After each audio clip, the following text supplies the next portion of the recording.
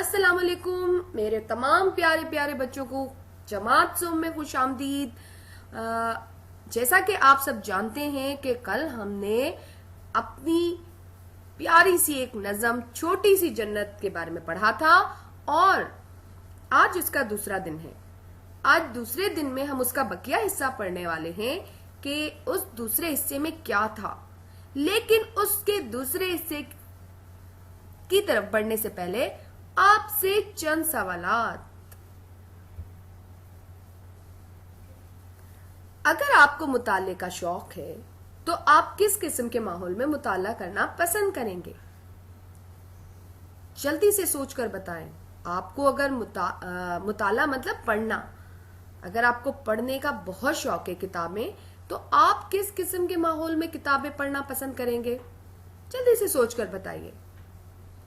यहां पर मैंने आपको एक तस्वीर के जरिए इशारा भी दिया है।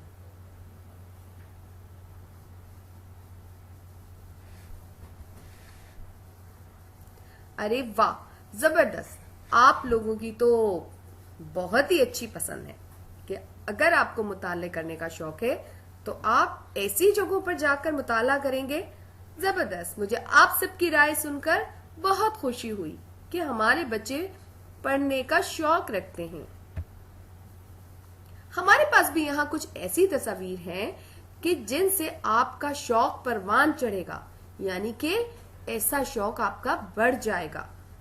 जी, यहाँ पर आप देख रहे हैं कि बहुत सारे पुरसुकून माहौल है जहां पर बैठकर सब पढ़ रहे हैं।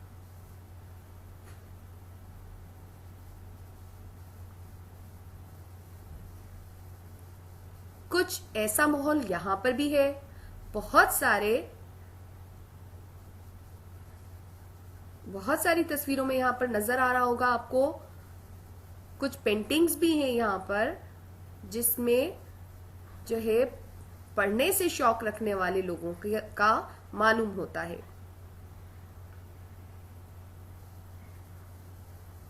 आगे बढ़ते हैं और देखते हैं आगे क्या है। आइए बच्चों, नज़म पढ़ने से पहले हम एक बार फिर से ज़ख़ीरा अल्फाज जानते हैं। ज़ख़ीरा अल्फाज वही हैं जो हमने कल पढ़े थे और आज हम उन्हें फिर से देखते हैं। हमारा पहला लफ्ज था सारस। सारस कहते हैं लंबी टांगों वाला सफेद आबी परिंदा। आबी परिंदा का मतलब क्या है? आबी मतलब पानी में रहने वाला परिंदा। कीकर एक दरख्त का नाम। बहुत सारे दरख्तों के मुख्तलिफ नाम होते हैं, इस तरह ये भी एक दरख्त का नाम है। झांपल। झांपल क्या है कि एक छोटा खुश आवाज स्याह रंग का परिंदा है जिसकी आवाज बहुत सुरीली होती है। हमारा अगला लफ्ज है चरिंदे। चरिंदे क्या है? घास चरने वाले जानवर। चौपाए। चौपाए मतलब चार टांगे रखने वाले, और वो घास खाते हैं। जैसा कि आपको तस्वीर में नजर आ रहा है कि एक घोड़ा घास खा रहा है, इसी तरह बकरी, गाय, भैंस और दूसरे हमारे बहुत सारे ऐसे जानवर हैं जो सिर्फ घास खाते हैं। हमारा अगला लफ्ज है उल्फत। उल्फत का मतलब है मोहब्बत। राया। राया का मतलब है अवाम। बहुत सारे लोग अवाम कहलाते हैं। जी, आज हम आपकी उर्दू की किताब सदाबहार की नज़म छोटी सी जन्नत का बकिया हिस्सा, जो कि सफ़ा नंबर 44-43 पर है, पढ़ेंगे। देखते हैं कि आज हमारी नज़म में आगे मजीद क्या है।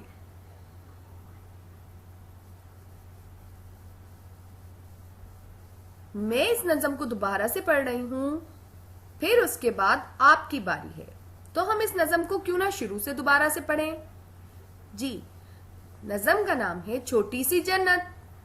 जहां शफाफ नदी बह रही है। शफाफ मतलब क्या है? बिल्कुल साफ पानी, इतना साफ जैसा आईना होता है।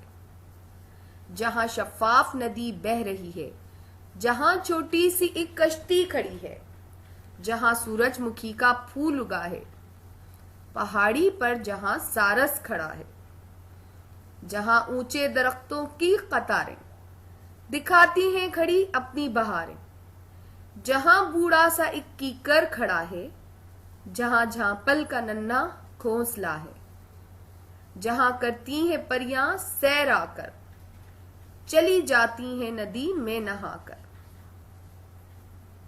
जहां भंवरों के नन्हे घोंसले हैं, जहां पर तितलियों के घर बने हैं।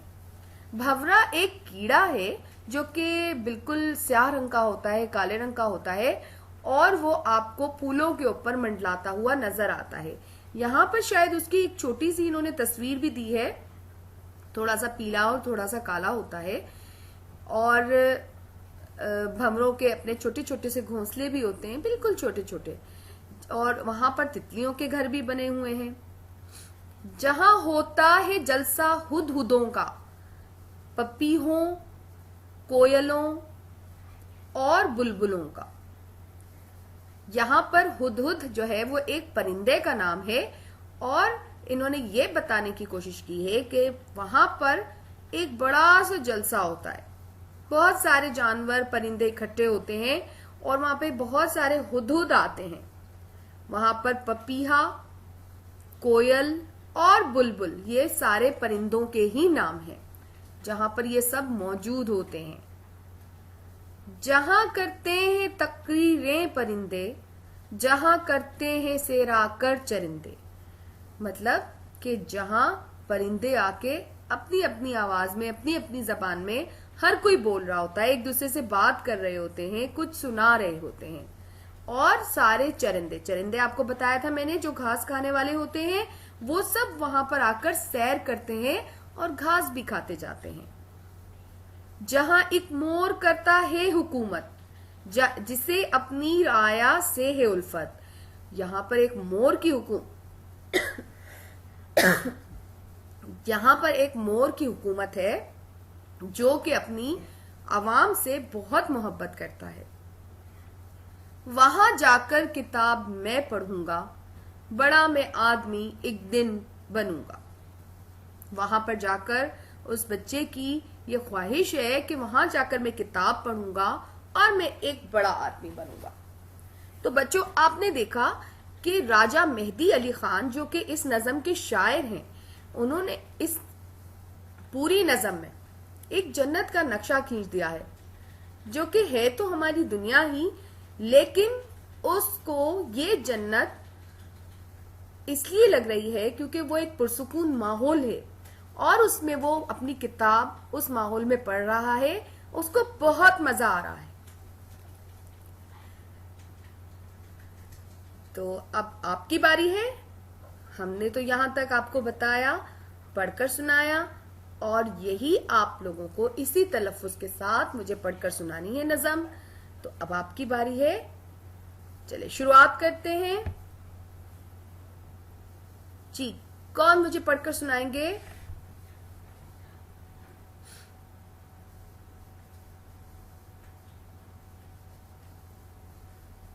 शाबाश, आप तमाम बच्चों ने बहुत ही प्यारे अंदाज में इस नज़म को पढ़ा, और आपको ये नज़म इतनी पसंद आ रही है, वो मुझे आपके पढ़ने से ही जाहिर हो रहा है, आपकी दिलचस्पी से जाहिर हो रहा है कि आपको ये नज़म बहुत प्यारी लगी है। ये तो थी हमारी नज़म। अब हम आगे बढ़ते हैं और देखते हैं आगे हमारे पास जायजा में आपके लिए क्या है। जी, आपसे अब चंद सवालात हैं। इस नज़म में जिक्र किए जाने वाले कीड़ों और परिंदों के नाम बताएं। अब आप देखिए कि कीड़े और परिंदे कौन से थे। चले हम पीछे जाकर दोबारा से देख लेते हैं कि हमारे पास इसमें कौन से कीड़े और परिंदे थे। जी, कौन कौन से परिंदे हैं हमारे पास?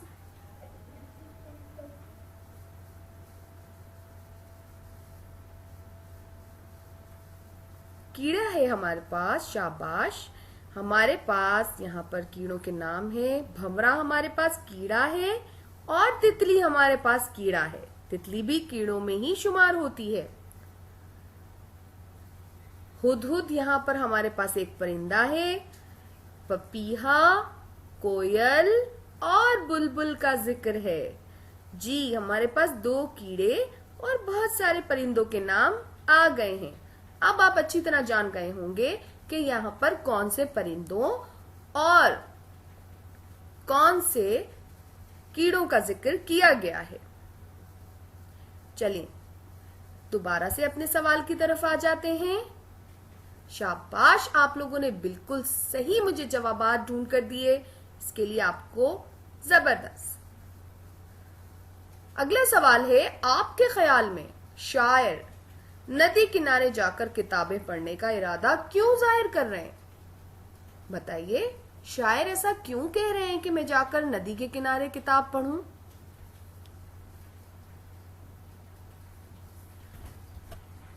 शाबाश, आप लोग बिल्कुल अच्छे तरीके से नज़म को समझ गए हैं, इसलिए मुझे इतने अच्छे अच्छे जवाबात सुनने को मिल रहे हैं।